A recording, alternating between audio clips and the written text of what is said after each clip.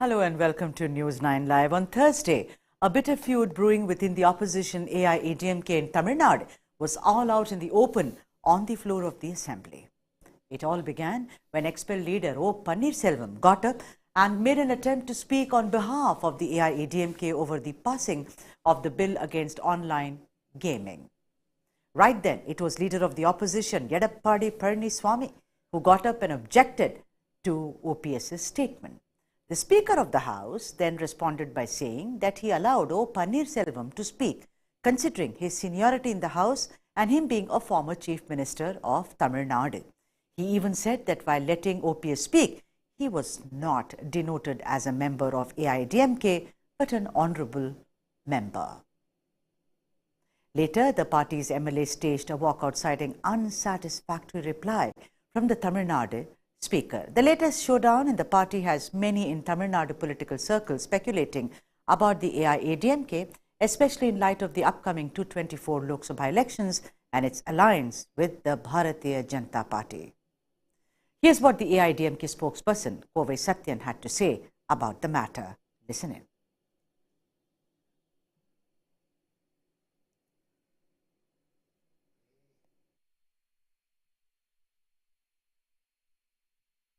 At the time wherein there are cases in Supreme Court seeking to fix a timeline on governor to act upon any ordinance that has been passed by the state government, this narrative by governor needs to be looked into.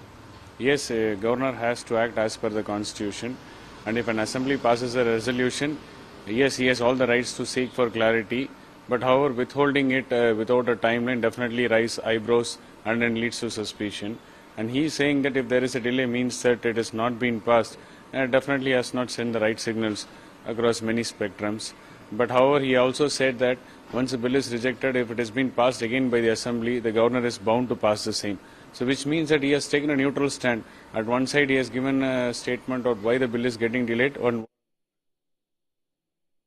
Also, according to several sources, both AIADMK General Secretary Edappadi K Palaniswami and expelled leader O Panneerselvam have sought separate appointments to meet with Prime Minister Narendra Modi during the latter's visit to Chennai on 8th of April. Now, to discuss these developments, which is very interesting because they are loops within loops, I have with me in studio my colleague Krishna Kumar and also Muralidharan Sivalingam, who's a political analyst, and also my colleague and assistant news editor Vishnu Verma. A very warm welcome to all of you. Krishna, I'm going to start with you. The thing is, it seems as if Prime Minister Modi has become a glue to bring these two estranged leaders together. I mean, it has happened before also, but this time around, once again, we see that both of them are going to meet with Prime Minister Modi. Right, that seems to be the only place where this can be sorted. Clearly, they've gone to courts. This party has been at war within itself, within the two leaders, Edappadi K Palaniswami and O Panneerselvam. And matter gets keep going to courts and new litigations keep happening, but it looks like none of that is working because you've seen this party, a fractured party with two heads simultaneously operating for such a long time. Although I have to say the Edappadi K Palaniswamy faction or the Edappadi K Palaniswamy leadership has largely solidified in the recent past, if I may. In the recent months, especially in the lead up to signing that alliance with the BJP for the upcoming 2024 assembly elections, it really seemed as if the EPS was the one leader of the party. In fact, Kovai Satyan, whom we just heard, Kovai Satyan came on News 9 Live here, and on the day in which the ADMK announced its alliance with the BJP, and said that it's very clear there's only one leader in this party, that is Edappadi K Palaniswami, and Edappadi has decided, according to party's will, that the party will ally with the BJP for the 2024 elections. At that stage, Sudha, I really thought like, okay, maybe this is where it all ends. With this alliance and with EPS being the person who's making sure that the AIADMK is aligned with the BJP, the matter is sorted. Clearly not. Clearly, yes. As you said, there are more and more loops to go forward. Yes, absolutely. Muralidharan, if I can bring you in this discussion. The point is that, look at it. I mean, when Edappadi's ascent, final, as it were, the seal, one thought, okay, here is a man who really does not have a legacy, so to speak, unlike earlier, general secretaries like MGR or even Jayalalitha. And there was, praise all over that he somehow just thought that he raced to the final finish. Suddenly we see Panneerselvam, who's really being very, very adamant about it. Now, I don't want to get into internal politics of a party, but the point is both of them seeking to meet Prime Minister Modi. Do you think, like my colleague Krishna said, that that seems to be the only doorstep which will make them understand that you both get real and do what is good for the party? Even if Mr. OPS wants to come back into the party, I don't think EPS is going to like it. First of all, he's going to allow it. Second, the cadre, the people are not happy with OPS. OPS is the one, they see OPS as the traitor. He's the one who sold, ADMK to BJP. In the ADMK BJP alliance, the key elements are ED and IT. Using these two forces is what, BJP was, having a hold over ADMK. That's a known fact. It's nothing rocket science. It's not that it's not known to everybody. It's known to everybody. This is the reason why the supporters of ADMK and EPS are desisting, BJP. OPS is trying to, OPS is, he's, whatever we call the chamcha or whatever of Mr. Gurumurthy. And it's Gurumurthy who's trying to push him because this guy has no future. Let's understand, OPS has no future if he's out of BJP. And the only place he can go and join is, probably BJP. So from ADMK, is out of ADMK, only BJP. That's the choice he has. So I think it's Gurumurthy who's doing all this. And he's been, instrumental in, messing up with not only with ADMK, also BJP in Tamil Nadu. If BJP is suffering and BJP is not able to make a mark in Tamil Nadu, it's only because of the external influence like Gurumurthy and others. But so Edappadi is also going to meet, Mr. Modi. I mean, courtesies apart. There is a courtesy. But then the thing is, Edappadi is not even the chief minister right now. I mean, the courtesy call that he's making, it seems that Edappadi is very, very keen that, they should have the blessings of the dispensation in Delhi and the party in Delhi. Yeah, see, do they have a choice? See, there are so many ministers with, with various, either it's IT or ID based cases against them. And, when BJP is known for, pulling their strings. So obviously they want to be on the, good books of BJP. But at the same time, if they're going to face the elections in Tamil Nadu, aligning with BJP, and they're not going to win for a simple reason. There is too much of, I'm sorry to say this, there's too much of casteist dominance in, in BJP, which is obviously the Brahminical influence. And the Brahminical influence is detrimental to BJP's growth in Tamil Nadu. Right, but then one influence, I'm going to talk about it, and which is not Brahminical, which is K. Annamalai, and what he said about their alliance, BJP's alliance with AIADMK. I'll come to that later. Let me get in Vishnu Verma, my colleague, who's also joining us in this broadcast. Vishnu Verma, tell me something. AIADMK has ruled Tamil Nadu for decades and decades, and Jayalalitha had a dream that we shall, rule for 100 years. Today, if you look at it, the party, don't you think, in the perception of a common man, that person who will go and vote for AIADMK, the perception is totally of a party which is divided. It is totally confused, considering there are two heads. One is a legal head, the other is wanting to be a head, wanting to meet Prime Minister Modi, Vishnu. Absolutely, I think you're completely correct. The AIADMK, it is a party which has been in power in Tamil Nadu for so many consecutive terms under Jayalalitha, under MGR. Certainly today, the position of the party is quite weak, especially if you see the results of the recent Erode East by-poll. This is a constituency that the AIADMK has won in the past. It lies in one of their stronghold districts of Erode. This is also the stronghold of Edappadi Palaniswami. So even if it is a by-poll is being held due to the death of a sitting legislator, and obviously the sympathy factor works in, always the ruling government, tends to win by-polls in Tamil Nadu. But even then, if you see the margin of the defeat the AIADMK suffered, I think it clearly shows that people are disenchanted with the AIADMK, and they feel that this is a party that is in the midst of a wrangling between two leaders who are trying to fight for leadership, whereas they are not fighting for issues of the Tamil people. They're not fighting for problems that are faced by the Tamil people, and that is where the BJP comes in. I think I'd like to make a quick a few observations. One, like the former analyst said, OPS does not have any power within the AIADMK. It is very correct. He has the support of 3 legislators within the assembly, whereas EPS has the support of 60 legislators within the AIADMK. So it's very clear who has control, who holds the reins of the party. And OPS, as we have seen, has been facing legal setbacks one after the other.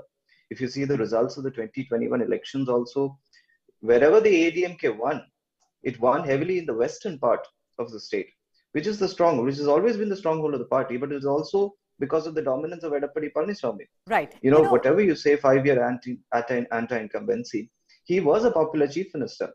Yes. He was seen as a tough administrator. Yeah. And he was seen as having control of the reins of the party. Yeah, all the analysis also, Vishnu, showed that he was someone who actually did due diligence, whether it was COVID or it was other issues. Somehow he corrected all the anomalies, as even we hurtled towards Tamil Nadu elections. Vishnu, let me come back to you. Krishna, clearly it seems, and this is what we are discussing, AIADMK, big party at one time, but one head who's the legal head and the other one who's bobbing up and down. Yeah. The thing is, in the perception of the people, considering you understand Chennai very well, what was AIADMK at one time? At this time, the point is, because of their conduct, because they are both going to meet with Modi. Earlier also it happened, one met at airport, other met. The thing is that the perception is, when they are so confused, how do you think they are going to rule us? Right. Let's talk about perception. That's a very important point you ask. When I was in Chennai, in last year, before the elections, that is, the point was that against all expectations, Edappadi K Palaniswami had actually won a lot of goodwill. Right. In his time at the helm as the chief minister. Despite all the troubles that the AIADMK party went through, all the troubles he went through to make sure that he was the chief minister, he earned a lot of goodwill, especially the handling of Corona, their handling of the cyclones, back to back. They made a very good impression on the people of Tamil Nadu. Probably reminded them that the day and age of these movie stalwarts, iconic people with heft, with personality heft, probably that's not what Tamil Nadu needs right now. Tamil Nadu right now needs a functional chief minister who keeps the machine ticking, who keeps the clock ticking, who keeps the things moving in the right direction, doesn't let stay on. So AIADMK had won a lot of goodwill, even though they were voted out. In fact, as Vishnu was pointing out, they won all seats in Western Tamil Nadu, 38 seats to the AIADMK, all based on Edappadi K Palaniswami's face. And in that sense that they have a very good voter base even today. Right. But what will not help them is what you're talking about, one head bobbing, another head claiming legally. Yeah. All of that will definitely will not help the goodwill that they've accumulated despite all the troubles. Right. Muralidharan, let me come to you and a very crucial question, and that being their alliance with BJP. Now, I will not go into the past, although there is a lot in the past. But in the recent times, Annamalai, who's not a Brahminical influence at all in the BJP, he said very, very clearly, we shall not be a caged parrot anymore. Very, very clearly stating that the alliance they would not like to ally with the All India Anna Dravida Munnetra Kazhagam during the next elections. So look at this kind of dichotomy, Muralidharan. He says we don't want to, apparently has the blessings of everybody in Delhi. Then these two people, Edappadi and Panneerselvam, want to go and meet Modi. It won't come to fruition. Don't you think it is all sounding like a big mess as of now? It is not. Probably it's for the BJP. Annamalai can say whatever he wants, but you look at the recent by-election, right? Now, what happened there? There were clear 40,000 Islamic votes, and 90% of them voted. That's around 36,000 votes, which went to AIADMK. Now, that's a differentiator. As long as the AIADMK is going to align with BJP, they're going to lose that Christian and Muslim votes. That's a fact. That's a hard-edged fact. Nobody can deny that. The moment BJP goes away and Edappadi goes out alone and says, "I am the face of Tamil Nadu," then he's going to get all the votes. That's a differentiator. As long as they're together, BJP and AIADMK, the minority is going to keep them away. Now, when I just say minority, it's not just Christians and Muslims. I'm also talking about the Dravida Kalagam, the atheist, the communist. You know, you also have the Dalit, Vidudhai Chittagam. As long as, Edappadi has a very good, a chance of aligning with, Vidudhai Chittagam, which is the Dalit party. Right. But as long as it's going to be with BJP, they're not going to come to it. So that's the problem. Right. This is the equation. Yeah. If you go alone, they would win because the Tamil Nadu state is in shambles, law and order is in a mess. You would have seen the custodial torture of Mr. Balbir Singh, how he is, and he's not been sacked yet. He's not been sacked yet. That's the issue. Right. Vishnu, let me bring you in. We have to be realistic when it comes to elections because, what one wants really does not translate into what really happens. Now, the thing is, the entire BJP thing in the AIADMK, if Annamalai says we will not be a caged parrot, we do not want an alliance with the AIADMK. Now, Muralidharan also says that, they should not ally with the BJP if they want to win. Then why is it that both of them are going to meet Prime Minister Modi? Somewhere, I have a feeling, and correct me if I'm wrong, that they would rather, at least Edappadi K Palaniswami would like to keep the alliance with the BJP intact. Well, I don't quite understand why EPS would want an alliance with the BJP because, like Mr. Muralidharan said, a large section, I feel, within the AIADMK feel that one of the crucial reasons for their loss in the assembly elections was because of the alliance with the BJP. The kind of influence the BJP has, the kind of agendas it works on, majoritarianism, Hindutva, these things don't work in a state like Tamil Nadu. This is a state where a large, Dravidian, influence is there, that kind of brand of politics is there. So ADMK, I think a large section within the ADMK feel that allying with the BJP will only lead to another loss in the Lok Sabha elections. Last Lok Sabha elections we saw, they could just win one seat. So, and the rest of the seats, even in Western Tamil Nadu, where they have their influence, they were completely wiped out by the DMK. So I think, yes, I feel, but I think there are multiple factors at play here. One, I think one of the things that we have not discussed before is EPS. Edappadi, when he was the highways minister, there are corruption allegations against him, which have been brought by an NGO watchdog. These awarding of tenders for highway construction projects when he was the state highways minister, when Jayalalitha was the chief minister. So those allegations are there against him. So he might be scared that if there are CBI and ED, investigations on those cases, he could be targeted. So that could be one of the reasons why he's trying to get close to the BJP.